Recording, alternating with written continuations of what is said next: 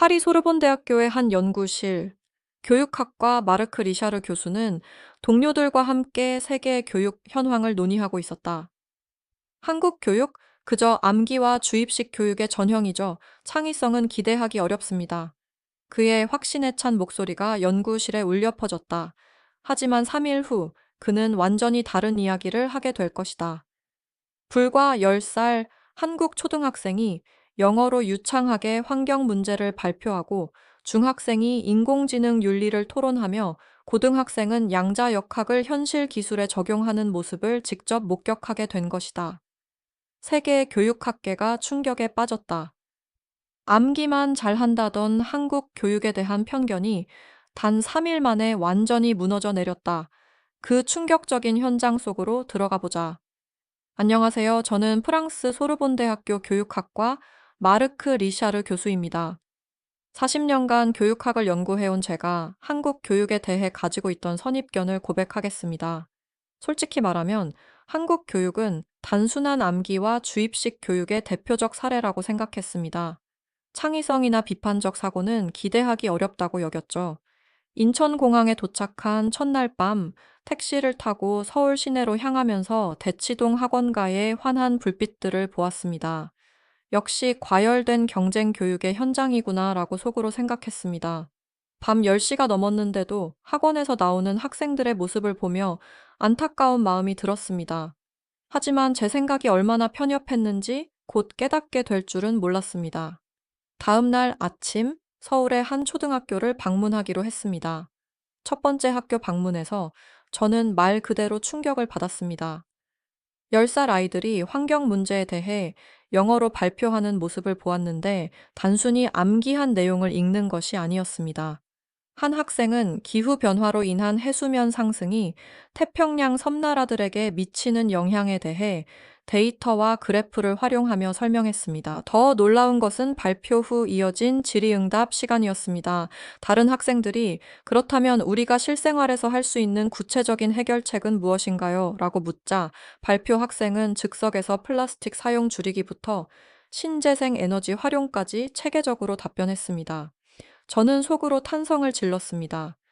이 아이들의 사고력과 표현력은 프랑스 대학생들보다 뛰어나다. 한국 교육이 이미 기초학문과 발표, 토론 훈련을 동시에 진행하고 있었던 것입니다. 제가 가지고 있던 편견이 첫 번째로 무너지는 순간이었습니다. 이튿날 저녁, 그 유명한 대치동 학원가를 직접 방문했습니다. 예상했던 주입식 교육의 현장과는 완전히 달랐습니다.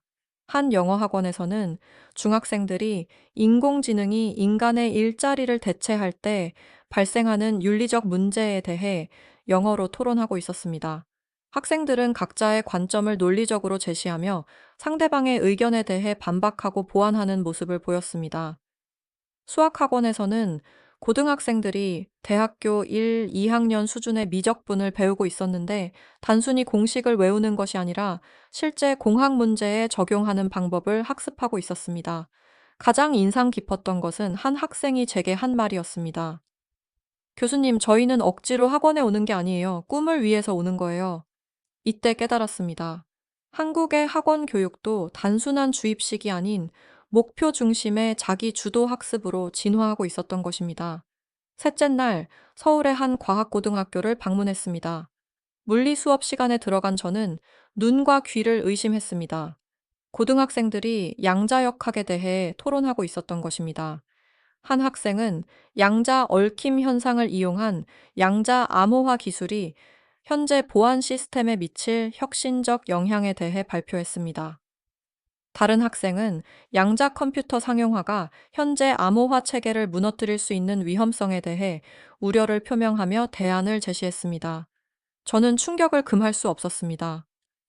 이것은 대학 연구실 수준이다. 제가 소르본대에서 대학원생들과 나누는 토론과 다를 바 없었습니다. 더욱 놀라운 것은 학생들이 이론에만 머무르지 않고 실생활 적용 방안까지 고민하고 있다는 점이었습니다. 한국 교육은 이미 단순한 암기를 넘어서 미래 기술을 현실에 적용하는 능력까지 기르고 있었던 것입니다. 이때 저는 확신했습니다. 한국 교육에 대한 제 모든 선입견이 틀렸다는 것을. 수업이 끝난 후 몇몇 학생들과 개별 인터뷰를 진행했습니다. 가장 기억에 남는 것은 한지민이라는 여고생과의 대화였습니다. 대학 입시가 최종 목표인가요? 라고 묻자 그녀는 이렇게 답했습니다. 아니에요, 교수님. 대학 입학은 과정일 뿐이고, 제 진짜 꿈은 사회에 기여하는 과학자가 되는 것이에요. 지금 공부하는 모든 것들이 나중에 인류를 위해 쓰일 거라고 생각해요. 다른 학생들도 마찬가지였습니다.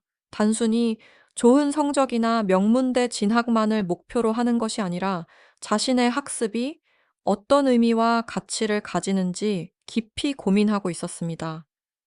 한 남학생은 경쟁은 분명 힘들지만 그 과정에서 성장하는 자신을 느낄 수 있어서 보람있다고 말했습니다. 저는 깊은 감동을 받았습니다. 시험만을 위한 교육이라던 제 생각이 완전히 틀렸다는 것을 이때 확실히 깨달았습니다. 한국 학생들은 교육의 본질적 의미와 철학까지 고민하고 있었던 것입니다. 하지만 모든 것이 완벽한 것은 아니었습니다. 일반고를 방문했을 때는 다른 현실을 마주했습니다. 사교육비 부담으로 학원에 다니지 못하는 학생들이 있었고, 이들은 상대적 박탈감을 느끼고 있었습니다. 한 학생은 친구들은 다 학원에서 미리 배워오는데 저는 학교 수업만 들어서 따라가기 힘들어요. 라고 솔직하게 털어놓았습니다. 교육 격차와 경쟁의 그늘이 분명히 존재했습니다. 그러나 그 속에서도 꿈을 포기하지 않는 학생들의 의지가 빛났습니다. 미술을 전공하려는 한 여학생은 사교육비가 부담이지만 도서관에서 독학하고 유튜브로 기법을 익히며 꿈을 키워가고 있다고 말했습니다. 경제적 어려움 속에서도 자신만의 방법으로 길을 찾아가는 모습에 깊은 존경심을 느꼈습니다. 한국 교육의 문제점인 과도한 경쟁과 입시 중심 구조는 분명 개선되어야 할 과제였지만 그 속에서도 굴복하지 않는 학생들의 정신력은 정말 대단했습니다.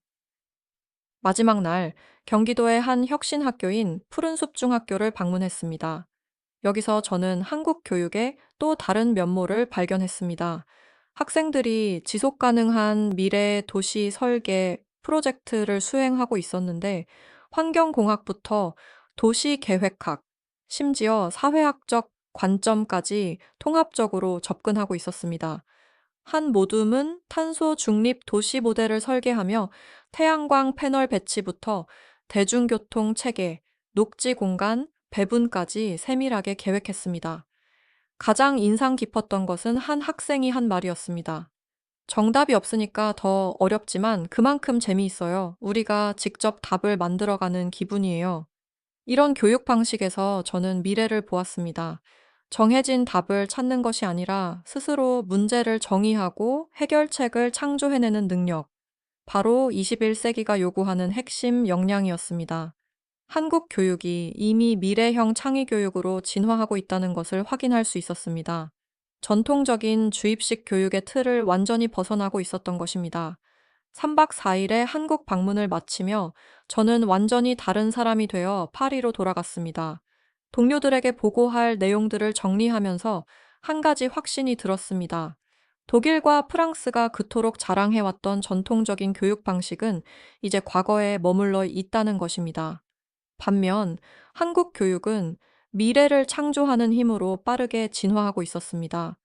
암기와 주입식이라는 낡은 프레임을 완전히 벗어나 창의성, 비판적 사고, 실용적 적용 능력까지 모두 갖춘 인재들을 키워내고 있는 것입니다. 솔직히 말하면 두렵습니다. 지금 한국의 10대들이 10년, 20년 후 성인이 되어 세계 무대에 나섰을 때를 상상해 보십시오. 이들이 만들어낼 혁신과 변화는 전 세계를 놀라게 할 것입니다. 이것이 바로 전 세계가 한국을 두려워하는 진짜 이유입니다. 그런데 여러분, 이것은 교육 분야에서만 벌어지는 일이 아니었습니다. 기술, 군사, 문화 전 분야에서 한국은 더 큰 충격을 준비하고 있었죠. 더 충격적인 한국의 진실이 궁금하시다면 구독과 좋아요 버튼을 눌러주세요.